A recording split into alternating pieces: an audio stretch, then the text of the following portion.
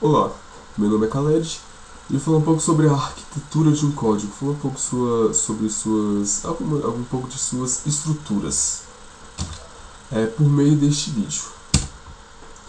Começar por variáveis e constantes. Bom, elas são espaços reservados à memória do computador para armazenar dados. Dados podem ser tanto números, palavras, e temos as variáveis, né? As variáveis, elas vão ser dados que vão mudar ao passar ao processo do código, diferente das constantes.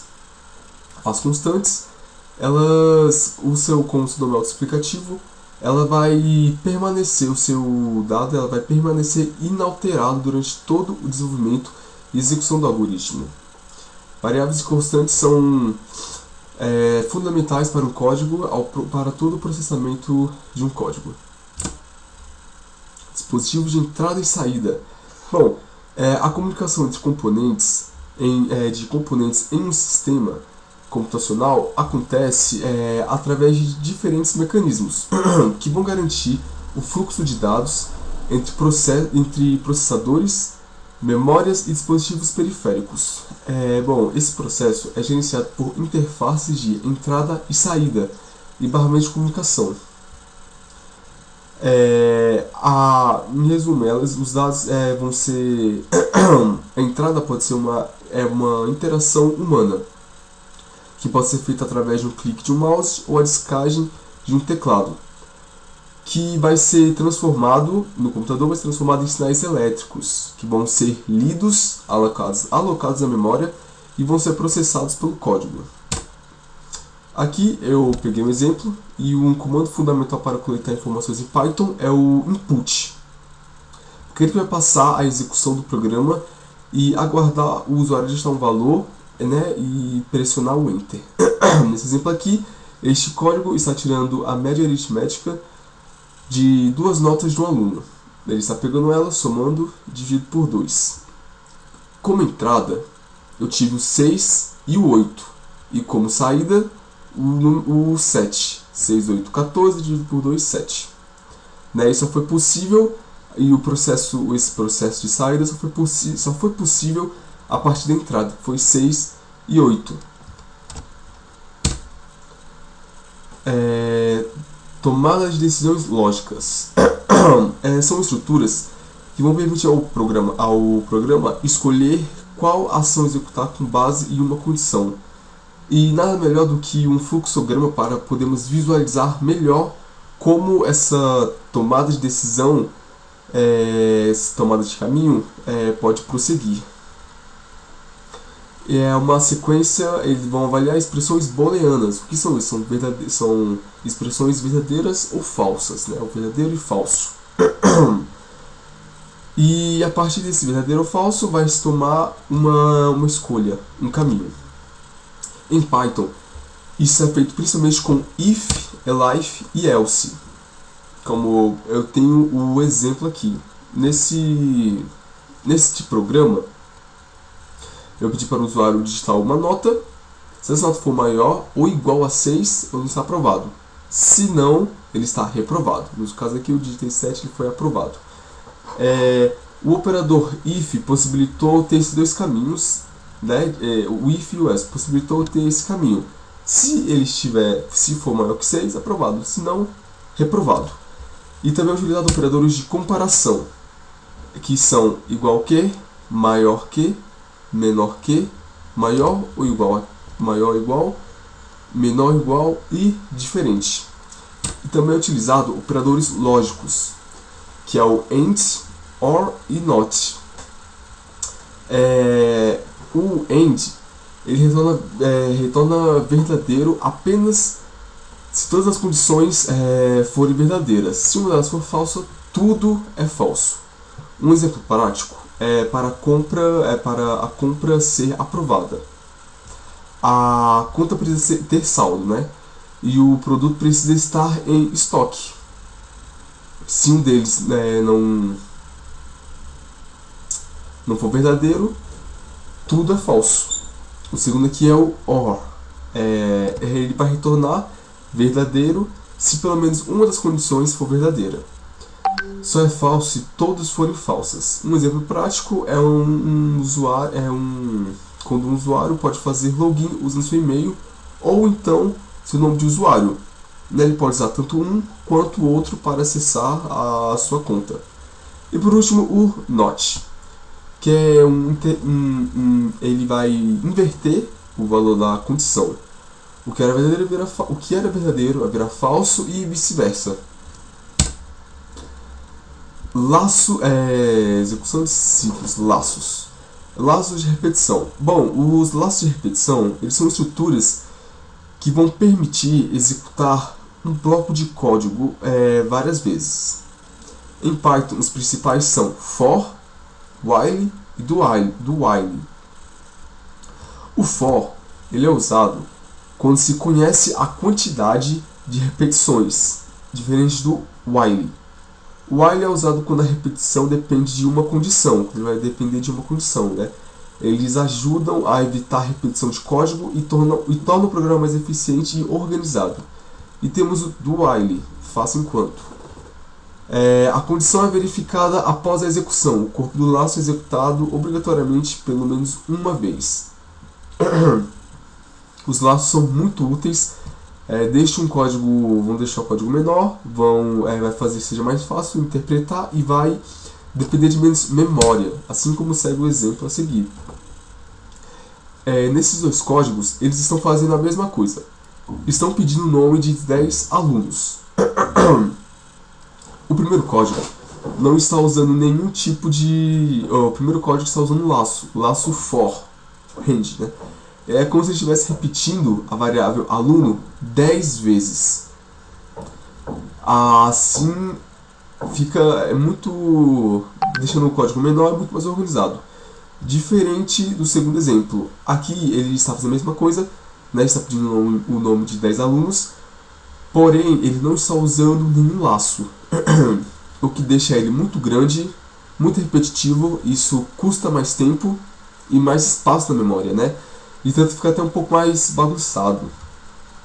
Aqui ele está pedindo o nome de cada aluno. Aqui ele teve a entrada e ficou um pouco mais confuso em comparação a isso. Ficou muito maior, ocupa muito mais espaço. Fica um pouco mais complicado de entender. Mais um exemplo aqui.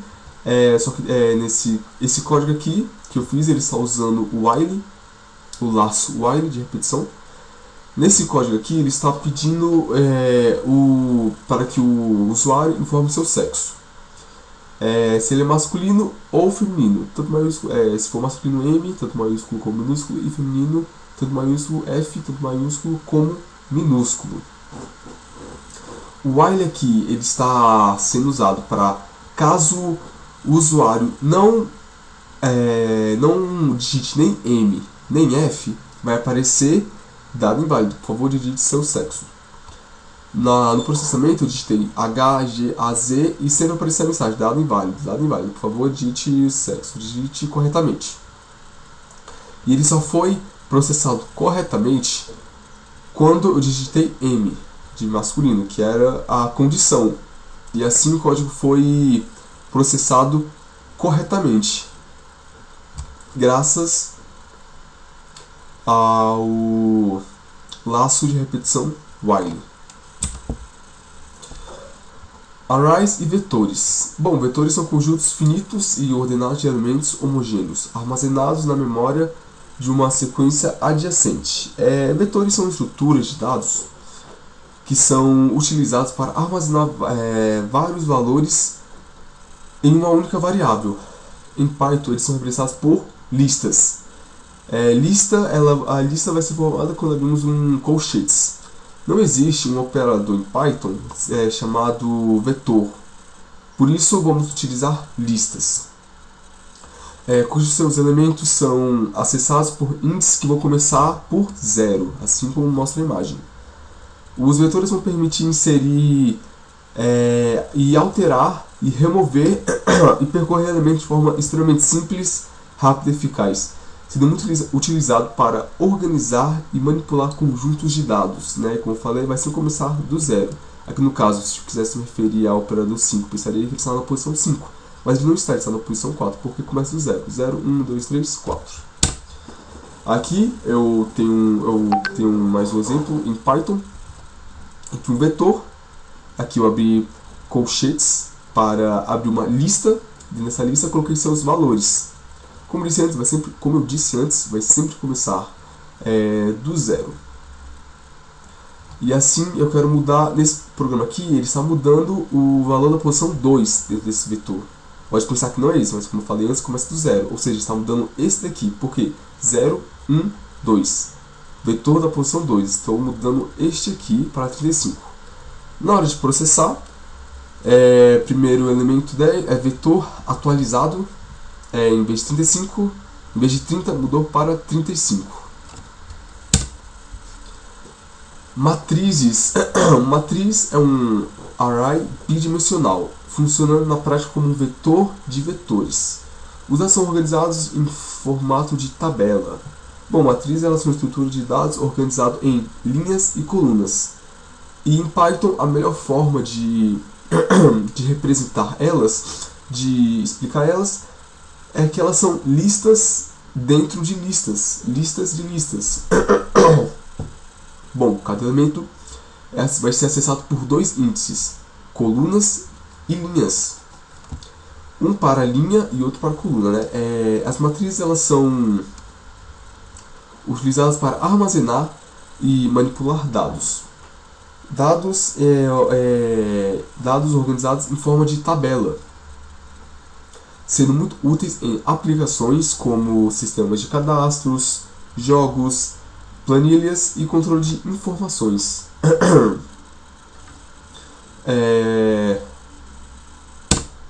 Aqui segue mais um exemplo. Uma matriz, eu abri uma lista e dentro dessa lista eu tenho outras listas, né? E mais uma vez com aquela mesma regra, começando do 0. Neste programa eu fiz peguei uma variável, ela recebeu uma lista dentro de listas. E agora ela está pedindo, e aqui no print ela está pedindo a posição específica, que processadas foram 2 e 9. Por que 2? Porque aqui coluna 2, 0, 1, perdão, coluna 0, ou seja, 0, começando daqui, e coluna 2, 0, 1. Aqui eu encontrando assim a posição, o 2, a posição. Agora o número 9, eu quero procurar o número 9, coluna 2, 0, 1, 2, coluna 2, 0, 1, 2. Assim eu consegui encontrar o 9. Sendo muito simples de usar, organizada e sendo uma função muito importante.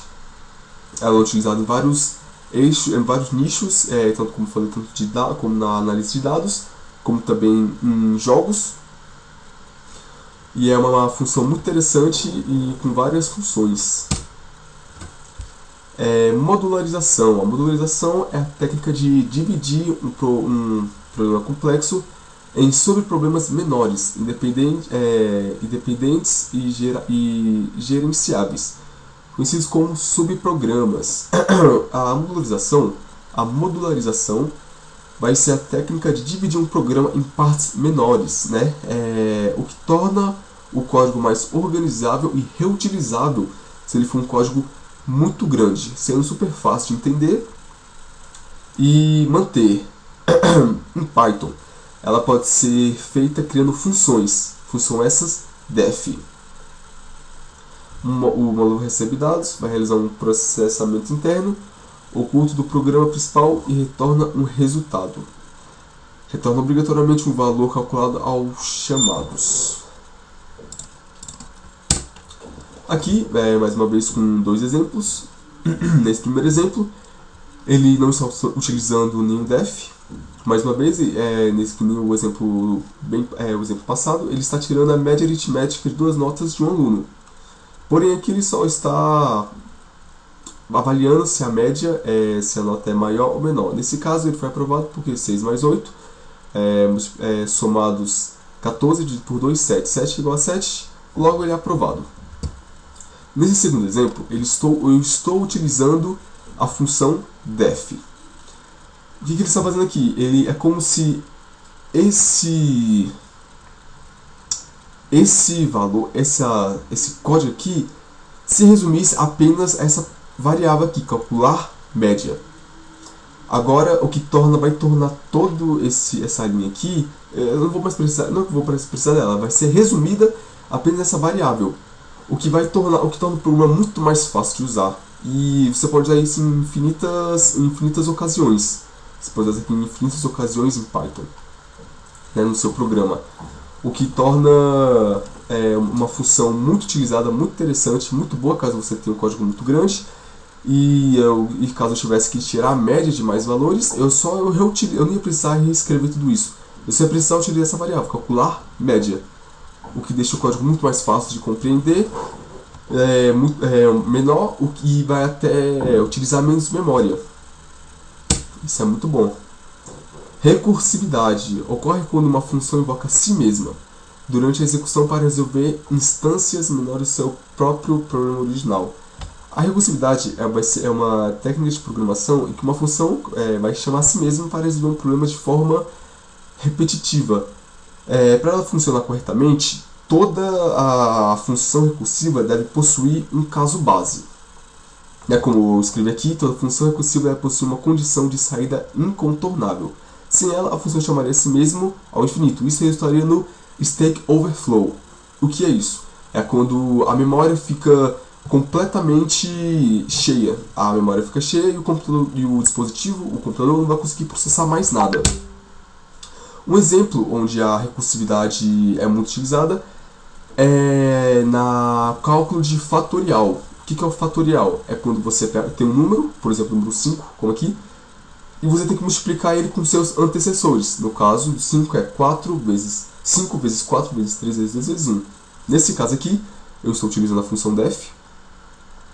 E aqui ele está retornando a função 5, está multiplicando, subtraindo por ele mesmo, e está fazendo ele mesmo vezes a sua subtração, que no caso é 4. Aqui eu retornei ele, tive que retornar ele 2 vezes. E este é mais um caso em que a recursividade é utilizada. Muito obrigado por ter assistido, eu espero que a minha explicação tenha sido clara e compreensiva.